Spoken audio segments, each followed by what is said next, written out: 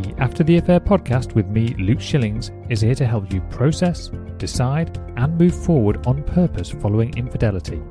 Together, we'll explore what's required to rebuild trust not only in yourself, but also with others. Whether you stay or leave, I can help. And no matter what your story, there will be something here for you. Let's go.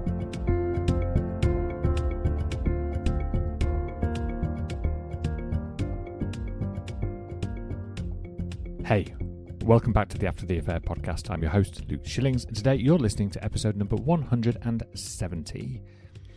If you are listening to this episode on the day it is released, Christmas Eve, 2025, I want to start by acknowledging something. This time of year can be incredibly heavy after betrayal. The world goes quieter, there's less distraction, routines slow down, and when that happens, the mind often fills the space. Particularly late at night, when everybody else is asleep, when you're lying there with your thoughts, that's when the questions come back. The unanswered ones, the circular ones, the ones that feel like they have to be solved before you can rest. And one question, probably more than any other, tends to dominate. Why did they cheat? If that question has been looping in your mind tonight or any night, I want you to know something important.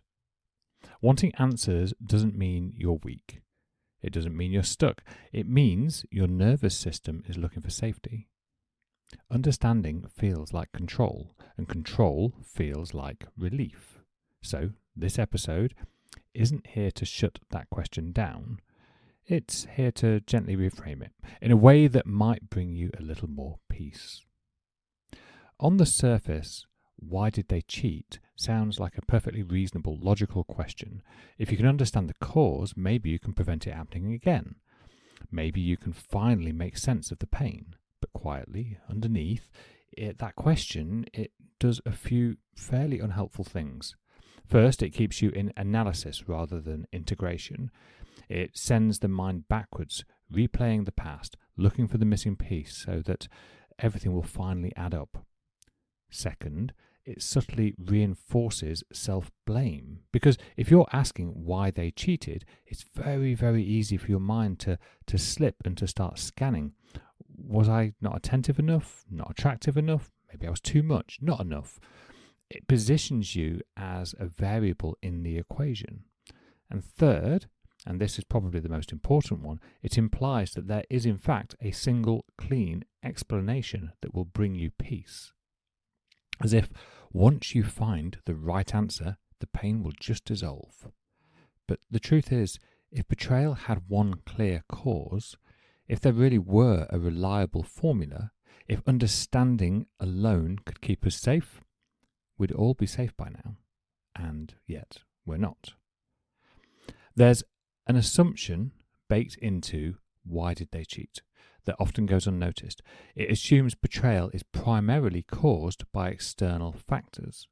The relationship, the circumstances, the stress, the temptation, the affair partner themselves. And while all of those are present, or at least maybe, they're not actually decisive. Because something uncomfortable to recognise, but equally important, is that opportunity is quite common. Temptation is common. Stress is common. Dissatisfaction is also common. And yet, not everybody cheats. Which brings us to a far more useful question.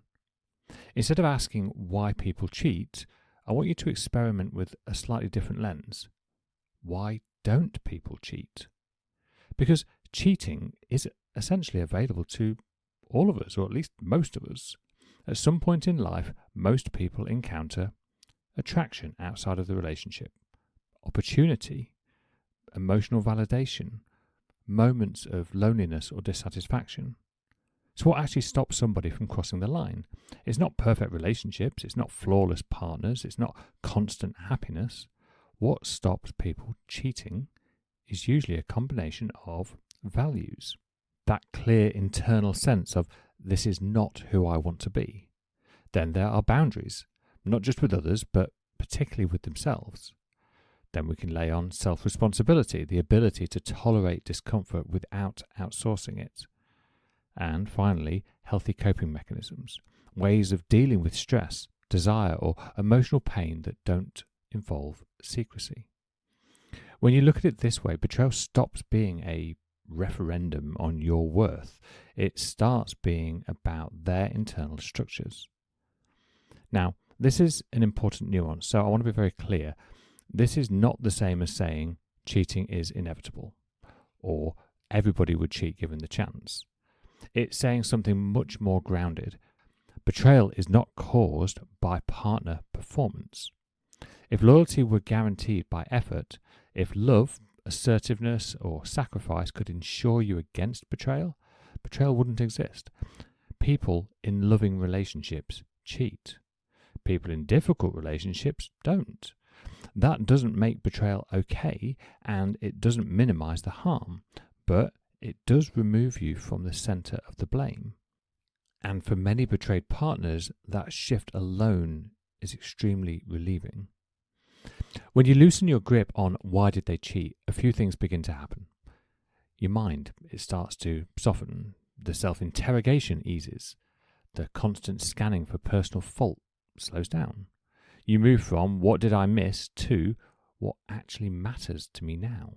And you go from if I understand this, I'll be safe, to I can be safe even if I don't have all the answers. And this is where healing begins to turn from analysis to interrogation. So, tonight, especially tonight, I want to offer you permission. You don't need answers this evening. You don't need certainty. You don't need to solve the story of your relationship. You can let the question soften. You can notice it and gently set it down.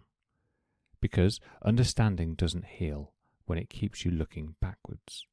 Sometimes, the most compassionate thing you can do for yourself is to stop interrogating the past and give your nervous system a moment to rest.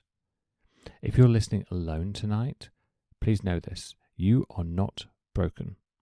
You are not foolish for loving. And this pain is not a verdict of your worth. Be gentle with yourself this evening. That in itself is an act of healing. If this episode resonated and you find yourself caught in loops of rumination or self-blame, support can really make a huge difference. Through personalised one-to-one coaching and the After the Affair Collective, I help people move out of analysis and into clarity at their own pace and in their own way. But on the other side of that is something that might not even seem available to you now. There are people who are feeling free, getting full night's sleep, being able to move and make decisions from a place of intent and clarity, irrespective of how their partners are showing up. You can find out more at lifecoachluke.com or simply reach out. Contact me at luke@lifecoachluke.com or come and join me over on Instagram at mylifecoachluke. For now, take a breath. You've done enough for today.